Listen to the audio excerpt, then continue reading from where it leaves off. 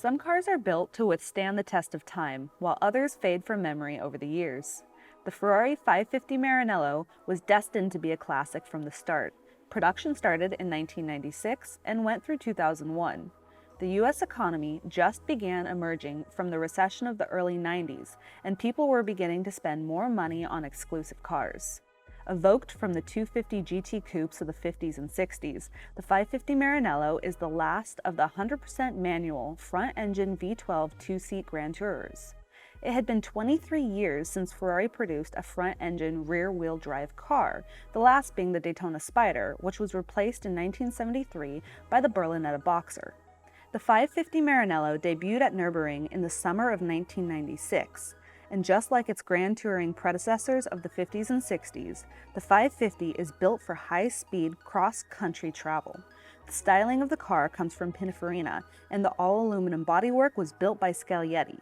The 5.5-liter engine produces 479 horsepower, which propels the car from 0 to 60 in 4.2 seconds.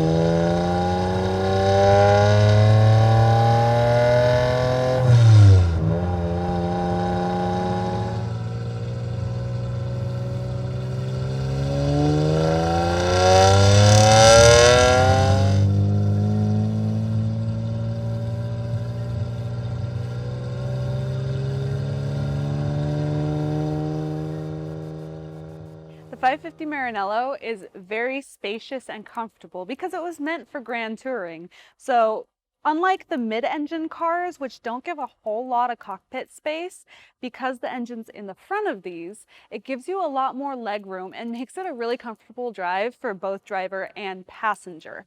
They are immensely powerful and do everything you could want. You can get in this car, and we're in California, and drive over to Vegas, no problem.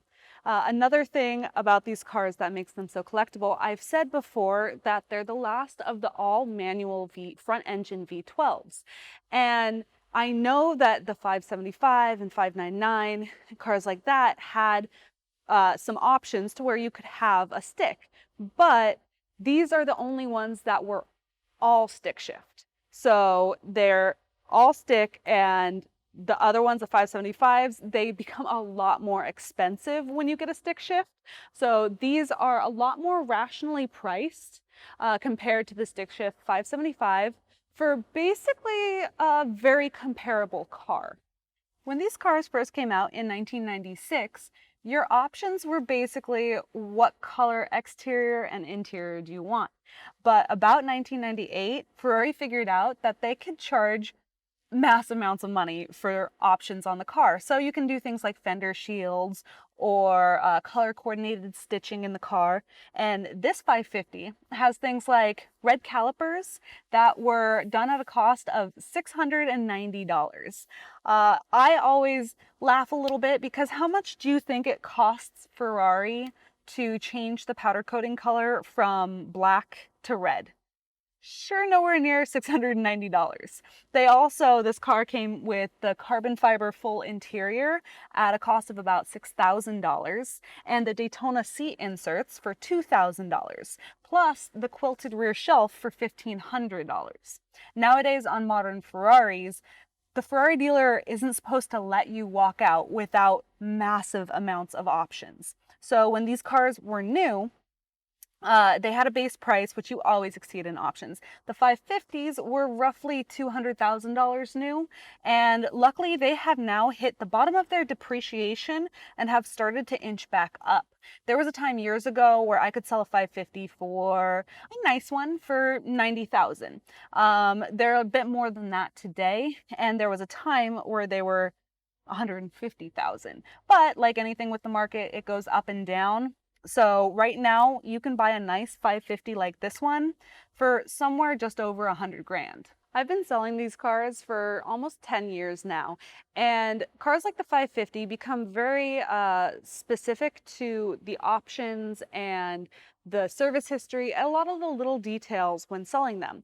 So a car like this, it has the books and tools and the original window sticker, which is a big deal because when you buy these new, especially back in the 90s, they were one of those things you want to keep around with the car, but sometimes they get lost and the window sticker gets torn or dirty or something like that, and you throw it out and you didn't really think much about it. But now it's a big deal because it's only original once, and you can only get the original books and tools and window sticker because the books actually come with a little one of the booklets. The pouch, it has a leather pouch that has about 5 books in it, and one of the books in them is the warranty card. So in theory, if you lose the books, you could go buy the other ones on eBay or somewhere, but you will never get an original warranty card. They come with each car, and you write in the VIN number, or the selling dealer writes in the VIN number, who sold the car new, and who it's going to new.